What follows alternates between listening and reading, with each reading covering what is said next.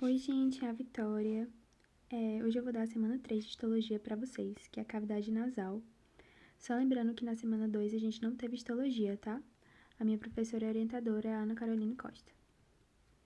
Bom, vendo um pouco aqui da visão anatômica da cavidade nasal, a gente tem esse corte sagital. E é importante a gente entender que a cavidade nasal ela é dividida em duas metades, tanto pelo osso como pela cartilagem do septo nasal, tá bom? Ela também vai ter uma delimitação lateral, as duas metades vão ter uma delimitação lateral, pela parede óssea e pela asa cartilaginosa do nariz. Além disso, vai ter duas comunicações, a comunicação anterior e a comunicação posterior. A comunicação anterior, que vai ser com o meio externo, vai ser por meio das narinas. E a comunicação posterior, que seria com a nasofaringe, que está inserida bem aqui, vai ser pelas coanas, que são nada mais que a abertura da cavidade nasal. As coanas também são divididas pelo osso vomer, que vocês vão ver melhor na anatomia. Nessa parede lateral, vão ter estruturas muito importantes. Nas duas metades, as conchas nasais. Essa concha nasal é a superior, essa aqui é a média e essa aqui a inferior. Aqui vocês têm uma visualização em um corte coronal na radiologia. Aí aqui a gente consegue ver o nosso corte histológico, né, da cavidade nasal ou fossa nasal, tanto faz. Isso aqui, ó, só isso aqui, tá, gente, é a cavidade nasal, onde eu tô passando a seta. Esse corte foi essa lâmina de um rato, então tem algumas estruturas bem diferentes aqui, tipo isso aqui são os dentes do rato, isso aqui são os pelos do rato, mas não precisa se preocupar com nada disso, é só caso vocês ficassem se perguntando. Isso aqui é a nossa cavidade nasal, tá bom? Aí a cavidade nasal ela é dividida em três áreas.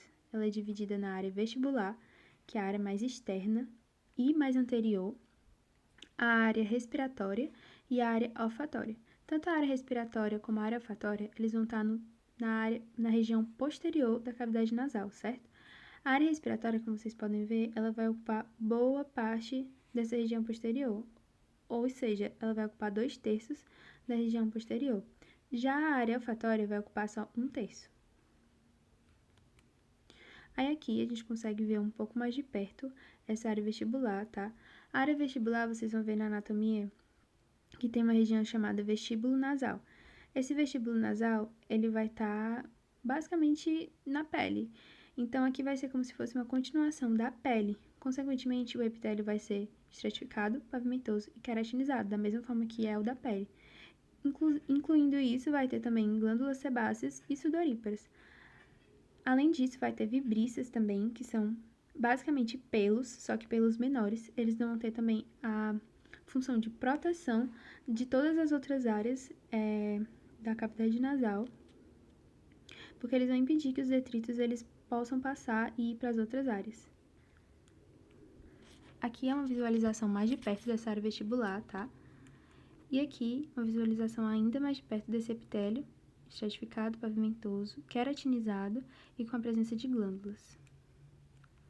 Aí aqui a gente tem a nossa maior área, que é a área respiratória. Ela vai ser a área que vai ter a presença das conchas, ó. Ambos os lados. Ela também vai ter uma sustentação majoritária por essa cartilagem aqui no meio, tá bom? Aí aqui vocês podem ver melhor a cartilagem. É uma cartilagem hialina. Aí aqui, conhecendo um pouco mais esse epitélio, ele é um epitélio muito característico, ele é pseudoestratificado, cilíndrico ou colunar, ciliado, com glândulas caliciformes. Esse pode ser também chamado de epitélio respiratório. Ele vai ser característico além de toda essa conformação, mas principalmente por causa das glândulas caliciformes. Essas glândulas, elas só vão estar presentes nesse epitélio. Além disso, ele vai ter a lâmina própria dele, né? Essa lâmina própria ela é composta por tecido conjuntivo frouxo, tem uma grande vascularização, tem muitos plexos vasculares aqui, além de ter glândulas seromucosas, que são essas aqui. Além disso, vai ter muito anticorpo, vai ter muitas células de defesa, como linfócito, plasmócito. Aqui vocês conseguem ver, ó, as glândulas caliciformes, os cílios aqui. Aí agora, delimitando esse epitélio, né, e conhecendo um pouco mais dele, como eu já falei pra vocês, a gente vai ter as glândulas caliciformes, que vão ser responsáveis por sintetizar e secretar o muco. Então, elas são muito, muito importantes. E lembrando de novo, elas só vão estar nessa área, certo? Você vai ter a presença delas na área respiratória. Além disso, a gente vai ter células em escova, que são células que têm microvilosidades, só que são microvilosidades curtas, então elas não têm uma função tão grande quanto as dos cílios. Além disso, tem as células de grânulos pequenos, ou células desse nome aqui que eu não me arrisco a dizer, e elas vão ser células basais neuroendócrinas. Além disso, a gente também vai ter as células basais normais, que vão ser células-tronco de todas essas outras células, tá? Aí aqui, só caracterizando um pouco mais as células caliciformes, como eu já falei para vocês, elas vão ser marcadoras desse epitélio respiratório, porque só existe nele. Elas vão secretar o muco, e esse muco ele vai ser muito importante, porque ele vai prender nos cílios, e aí eles vão conseguir capturar todos os detritos que passarem por aqui. E com a movimentação dos cílios vai ocorrer o transporte desses detritos, consequentemente ocorrendo o reflexo da tosse ou do espirro, ou seja, esses detritos vão sair dessa cavidade e vão ser impedidos de irem para outra área. Aí aqui, na lâmina própria, né, a gente consegue ver as glândulas seromucosas. Essas glândulas, a secreção delas vão ser muito importantes para hidratar essa área respiratória. Além disso, elas também vão ser importantes nesse transporte de nitritos também para fora da cavidade nasal e importantes para a entrada de imunoglobulinas, como a imunoglobulina A. Essa secreção delas também vai fazer com que possibilite a entrada dessas imunoglobulinas para dentro da área respiratória, da mucosa respiratória. Aí aqui está delimitado, né, a vascularização, os corpos vasculares ou corpos de Swell, e essa rica vascularização ela é muito importante também para hidratar a mucosa respiratória, porque ocorre a troca, o fluxo sanguíneo das artérias para os seios venosos.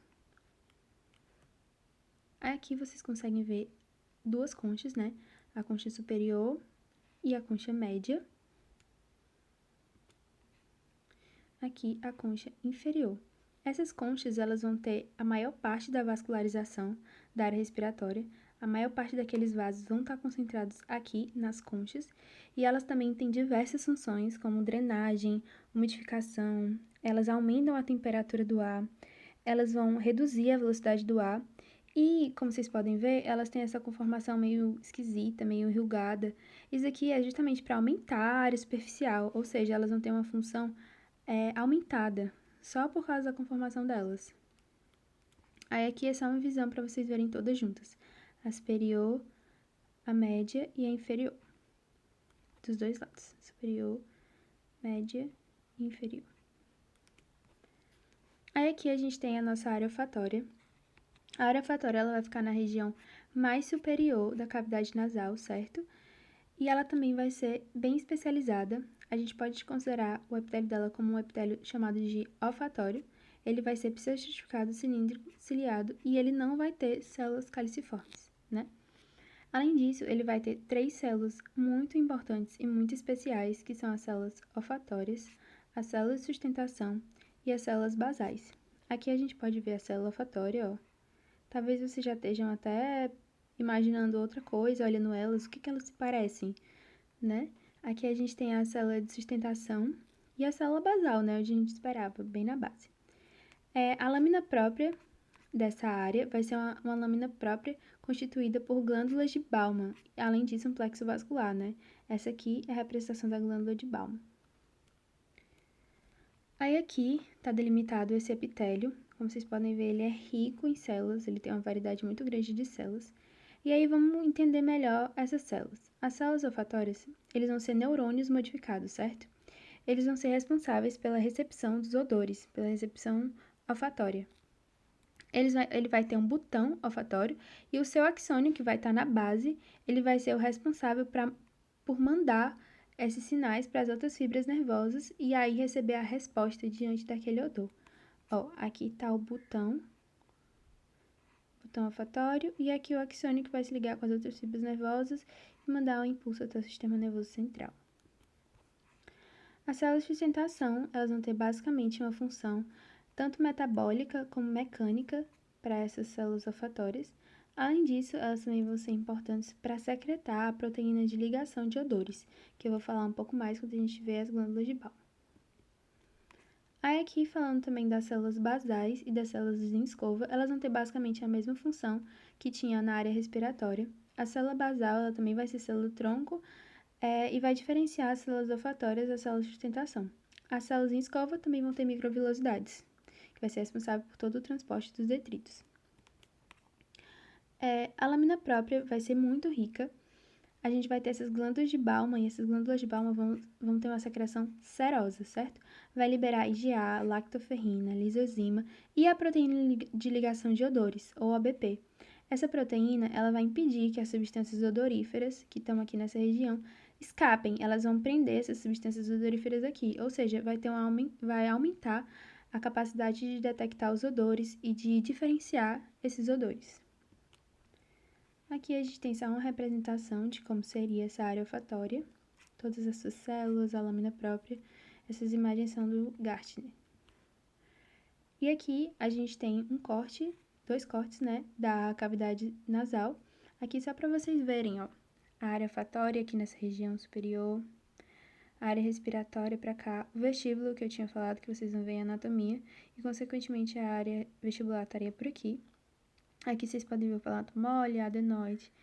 Aqui é a mesma coisa, o epitélio olfatório, né, a concha nasal superior, a concha nasal média, a concha nasal inferior dos dois lados. Aí, gente, a professora Carol pediu para eu comentar brevemente com vocês sobre a faringe. A faringe, ela vai ser predominantemente do sistema digestivo, certo? Mas ela vai ser dividida em 3 partes: nasofaringe, orofaringe e laringofaringe. A nasofaringe, como ela vai ficar nessa região da cavidade nasal, é muito lógico que o epitélio dela seja da cavidade nasal, mais precisamente muito parecido com o epitélio olfatório. Vai ser um tecido epitelial pseudoestratificado, cilíndrico e ciliado, certo? A orofaringe, como ela também vai estar na cavidade oral, é lógico também que ela tenha um epitélio muito semelhante ao da cavidade oral, caso igual.